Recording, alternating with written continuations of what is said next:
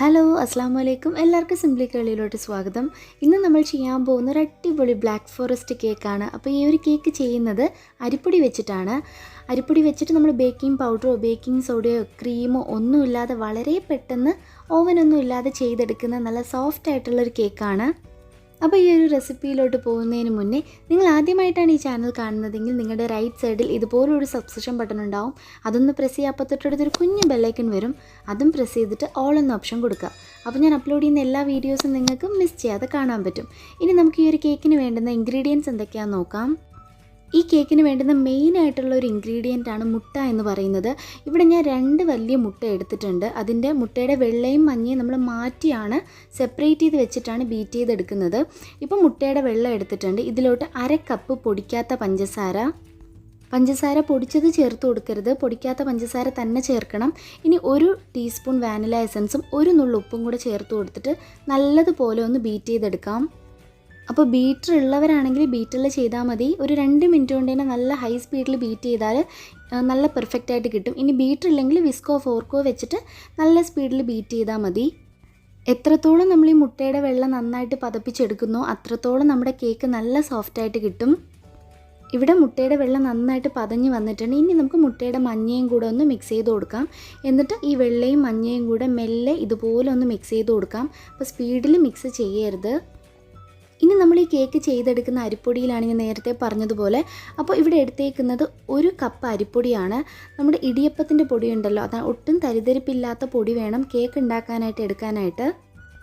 അത് നമുക്ക് ഒരു അരിപ്പ വെച്ചിട്ട് ഒന്ന് അരിച്ചെടുക്കാം. ഒരു പ്രാവശ്യം മാത്രം അരിച്ചെടുത്താൽ മതി. അപ്പോൾ ഒട്ടും തരിതരിപ്പുള്ള പൊടി എടുക്കരുത് കേട്ടോ. അപ്പോൾ നമ്മുടെ കേക്ക് നല്ല പെർഫെക്റ്റ് ആയിട്ട് കിട്ടത്തില്ല. അപ്പത്തിൻ്റെ പൊടിയോ ഇടിയപ്പത്തിൻ്റെ പൊടിയോ എടുക്കാം. ഇനി ഇതിലോട്ട് ഒരു 3 ടേബിൾ സ്പൂൺ കൊക്കോ പൗഡറും കൂടെ ഇതുപോലെ തന്നെ അരിച്ച് ചേർത്ത് കൊടുക്കാം.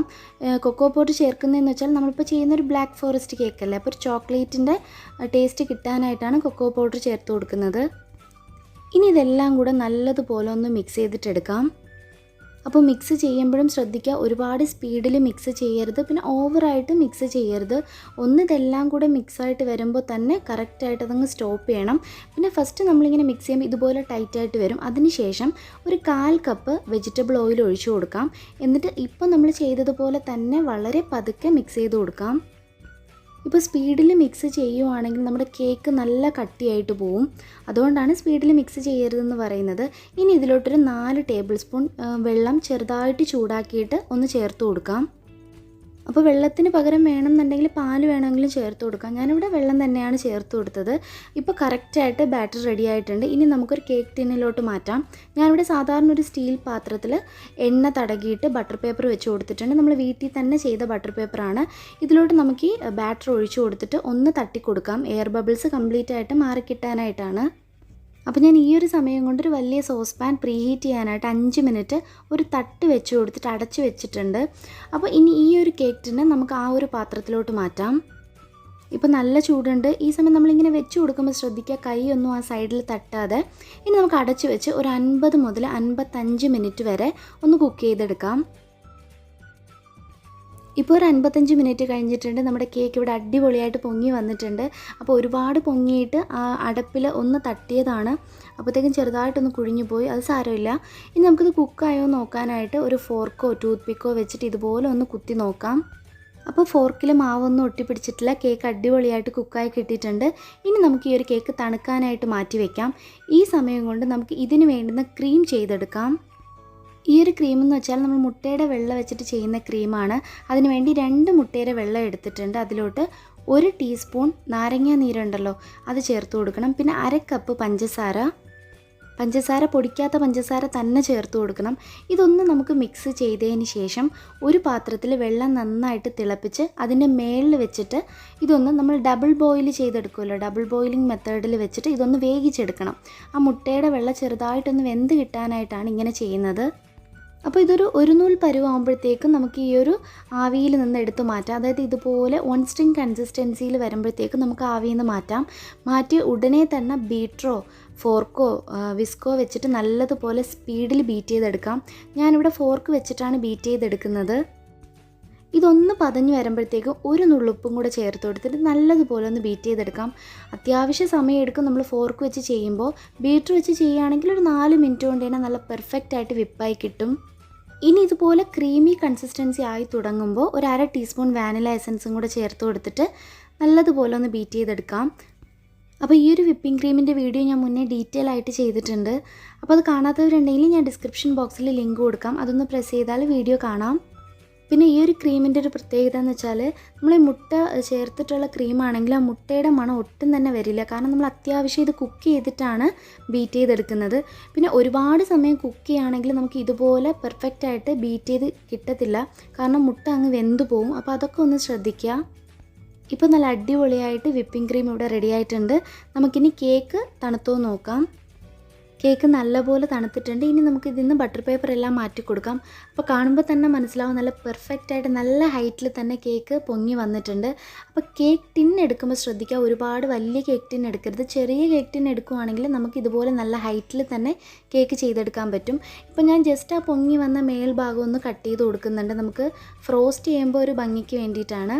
നല്ല സോഫ്റ്റ് ആയിട്ടുള്ള നല്ല അടിപൊളിയായിട്ടുള്ള ഒരു കേക്കാണ്. ഞാനിവിടെ 2 ലെയർ കേക്കാണ് ചെയ്യുന്നത്. അപ്പോൾ അതിന് വേണ്ടി ഇങ്ങനെ ജസ്റ്റ് ഒന്ന് കട്ട് ചെയ്ത് കൊടുക്കുന്നുണ്ട് 2 പീസായിട്ട്. നിങ്ങൾക്ക് വേണമെങ്കിൽ ഇത്രയും ഹൈറ്റ് ഉള്ളതുകൊണ്ട് 3 ലെയറായിട്ട് വേണമെങ്കിലും ചെയ്തെടുക്കാം. അപ്പോൾ ഈ ഒരു കേക്ക് അരിപ്പൊടിയിലാണ് ചെയ്തതെന്നൊന്നും ഒട്ടും തന്നെ പറയില്ല. അത്രയ്ക്ക് നല്ല സോഫ്റ്റ് ആയിട്ടുള്ള ഒരു കേക്കാണ്. ഇനി നമുക്ക് കേക്ക് ഫ്രോസ്റ്റ് ചെയ്തെടുക്കാം. അപ്പോൾ ഇതിലോട്ട് നമുക്ക് ഷുഗർ സിറപ്പ് ചേർത്ത് കൊടുക്കണം. അതായത് 4 ടേബിൾ സ്പൂൺ പഞ്ചസാരയിൽ 8 ടേബിൾ സ്പൂൺ വെള്ളം ഒഴിച്ച് നന്നായിട്ട് തിളപ്പിച്ച് തണുപ്പിച്ചെടുത്ത ഷുഗർ സിറപ്പാണ്. അത് നമുക്ക് ഒഴിച്ചു കൊടുക്കാം. ഇനി അത് ഒഴിച്ചതിന് ശേഷം ആവശ്യമായിട്ടുള്ള ക്രീം ഇതുപോലെ വെച്ച് കൊടുത്തിട്ട് ഒന്ന് കവർ ചെയ്തെടുക്കാം. അപ്പോൾ സെൻറ്ററിലായിട്ട് ഒരുപാട് ക്രീം വേണമെന്നുണ്ടെങ്കിൽ അതൊക്കെ നമ്മുടെ ഇഷ്ടം. അതിനനുസരിച്ചിട്ട് ക്രീമിൻ്റെ ക്വാണ്ടിറ്റി കൂട്ടി കൊടുക്കുക. പിന്നെ ഈ ഒരു ക്രീം വെച്ചിട്ട് നമുക്ക് ഫ്ലവറോ എന്ത് ഡിസൈൻ വേണമെങ്കിലും ചെയ്തെടുക്കുക. അത്രയ്ക്ക് നല്ല പെർഫെക്റ്റ് ആയിട്ടുള്ള ഒരു വിപ്പിംഗ് ക്രീമാണ്. ഇനി അടുത്ത ലെയറും കൂടെ വെച്ച് കൊടുത്തിട്ട് ഷുഗർ സിറപ്പ് ഒഴിച്ചു കൊടുത്ത് നമുക്ക് ആവശ്യത്തിനുള്ള ക്രീം ഇട്ട് കൊടുത്തിട്ട് ഒന്ന് കംപ്ലീറ്റ് ഒന്ന് കവർ ചെയ്ത് കൊടുക്കാം. പിന്നെ ഈ ഒരു കേക്ക് ഫ്രോസ്റ്റ് ചെയ്തെടുക്കാനായിട്ട് നമുക്ക് ബേക്കിംഗ് ടൂൾസ് ഒന്നും തന്നെ വേണ്ട. നമ്മൾ വീട്ടിലുള്ള സാധാരണ ഇതുപോലത്തെ ഒരു സ്പാച്ചിലയോ അല്ലെങ്കിൽ ഇതില്ലാന്നുണ്ടെങ്കിൽ കത്തിയോ നമ്മുടെ ചട്ടുകമോ എന്ത് വേണമെങ്കിലും ഉപയോഗിച്ചിട്ട് നമുക്ക് കേക്ക് കംപ്ലീറ്റ് ആയിട്ടൊന്ന് കവർ ചെയ്തെടുക്കാൻ പറ്റും. പിന്നെ ലാസ്റ്റ് ക്രീം എല്ലാം ഇട്ട് കൊടുത്തതിന് ശേഷം നമുക്ക് ഇതുപോലെ ഒന്ന് ലെവൽ ചെയ്തെടുക്കാനായിട്ട് ഇതുപോലെ ATM കാർഡ് എന്തെങ്കിലും യൂസ് ചെയ്യാം. അത് വെച്ചിട്ട് നല്ലതുപോലെ തന്നെ നമുക്ക് ലെവൽ ചെയ്തെടുക്കാൻ പറ്റും. ഈ ഒരു കേക്ക് എന്ന് പറഞ്ഞാൽ വളരെ സിമ്പിളായിട്ട് ബിഗിനേഴ്സിന് പോലും ചെയ്തെടുക്കാൻ പറ്റുന്ന ഒരു കേക്ക് റെസിപ്പിയാണ്. ഇനി ഈ ഒരു കേക്ക് ഞാൻ ഈ ഒരു സ്റ്റാൻഡിൽ നിന്ന് എടുത്ത് മാറ്റുന്നതെന്ന് വെച്ചാൽ ഇതുപോലെ സാധാരണ ഒരു ചട്ടുകം വെച്ചിട്ട് ജസ്റ്റ് ഇതിൻ്റെ അടിഭാഗത്ത് ഇതുപോലെ നമ്മൾ ദോശയൊക്കെ മറിച്ച് കൊടുക്കത്തില്ല, അതുപോലെ ഒന്ന് ഇളക്കി കൊടുത്തിട്ട് നമുക്ക് ഏതൊരു പാത്രത്തിലാണോ വെക്കേണ്ടത് അതിൽ വെച്ച് കൊടുക്കും. വളരെ സിമ്പിളായിട്ട് നമുക്ക് ചെയ്യാൻ പറ്റും. അപ്പോൾ ഈ ഒരു കേക്കിന് നമ്മൾ ഒരുപാട് കാര്യമായിട്ടുള്ള ഡെക്കറേഷൻസ് ഒന്നും ചെയ്യുന്നില്ല. നമ്മൾ നേരത്തെ എടുത്ത് മാറ്റിയില്ലേ, മേളിൽ നിന്ന് എടുത്ത് മാറ്റിയ ആ ഒരു ഭാഗം അത് ഞാൻ മിക്സിയിലോട്ട് വെച്ച് ഒന്ന് പൊടിച്ചെടുത്തിട്ടുണ്ട്. ഈ ഒരു കേക്കിൻ്റെ പൊടി നമുക്ക് ഈ കേക്കിൻ്റെ സൈഡ് കംപ്ലീറ്റ് ആയിട്ടൊന്ന് കവർ ചെയ്ത് കൊടുക്കാം. അപ്പോൾ കാണാൻ നല്ല ഭംഗിയായിരിക്കും. അപ്പോൾ ഇതിന് പകരം വേണമെങ്കിൽ ചോക്ലേറ്റ് വേണമെങ്കിൽ നമുക്ക് ഇതുപോലെ ഒന്ന് പൊടിച്ചിട്ട് ചേർത്ത് കൊടുക്കാം. അപ്പോൾ ഇന്നും നമുക്ക് ഒരുപാട് പേർക്ക് ഹായ് പറയാനുണ്ട്, ഒരുപാട് പേർക്ക് വിഷസ് പറയാനുണ്ട്. അപ്പോൾ ഹായ് പറയാൻ പറഞ്ഞവർക്കെല്ലാം ഒരു സ്പെഷ്യൽ ഹായ്, വിഷസ് പറയാൻ പറഞ്ഞവർക്കെല്ലാം ഹാപ്പി ബർത്ത്ഡേ. എല്ലാവരുടെ പേരും ഞാൻ ഈ സൈഡിൽ മെൻഷൻ ചെയ്യാം. ഇനി നമുക്ക് ഇതിൻ്റെ മേളിലായിട്ട് ടോപ്പിലായിട്ട് അതേ ക്രീം വെച്ചിട്ട് തന്നെ ഒന്ന് ഫ്ലേവർ ചെയ്ത് കൊടുക്കാം. പിന്നെ ഇതിൻ്റെ ഗ്യാപ്പുള്ള ഭാഗത്തെല്ലാം ചെറിയ ചെറിയ ഇതുപോലെ ഒന്ന് ജസ്റ്റ് നമ്മുടെ ആ സെയിം നോസിൽ വെച്ചിട്ട് തന്നെ ചെറിയ ചെറിയ ഫ്ലവേഴ്സ് ചെയ്ത് കൊടുക്കുക. അപ്പോൾ ഫുള്ളായിട്ട് കവർ ചെയ്തിരിക്കുമ്പോൾ കാണാൻ നല്ല ഭംഗിയായിരിക്കും. ഇനി നമുക്കിതിൻ്റെ മേളിലായിട്ട് കുറച്ച് ചെറിയും കൂടെ വെച്ച് കൊടുക്കാം. ഇനി ഡെക്കറേഷൻ ചെയ്യുന്നതൊക്കെ നമുക്ക് ഇഷ്ടമുള്ളതുപോലെ ചെയ്താൽ മതി. ഞാൻ പിന്നെ വീഡിയോ എടുക്കുന്നതല്ലേ, അപ്പോൾ കാണാൻ കുറച്ച് ഭംഗിക്ക് വേണ്ടി ഇങ്ങനെ ചെയ്യുന്നേ ഉള്ളൂ.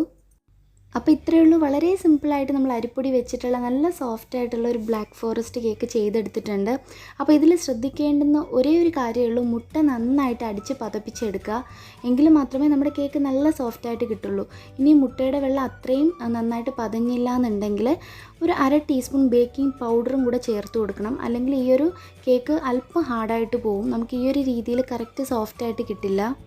അപ്പോൾ നമ്മുടെ ഈ വീഡിയോ ഇഷ്ടപ്പെട്ടാൽ ലൈക്ക് ചെയ്യാനും കമൻറ്റ് ചെയ്യാനും മറക്കരുത്. പിന്നെ ഇതുപോലുള്ള ഈസി ആയിട്ടുള്ള റെസിപ്പീസ് കാണാനായിട്ട് നമ്മുടെ ചാനലൊന്നും മറക്കാതെ സബ്സ്ക്രൈബ് ചെയ്യണം. Stay at home, stay healthy. Thanks for watching. See you in another video. അസ്സലാമു അലൈക്കും. Assalamualaikum. Assalamualaikum.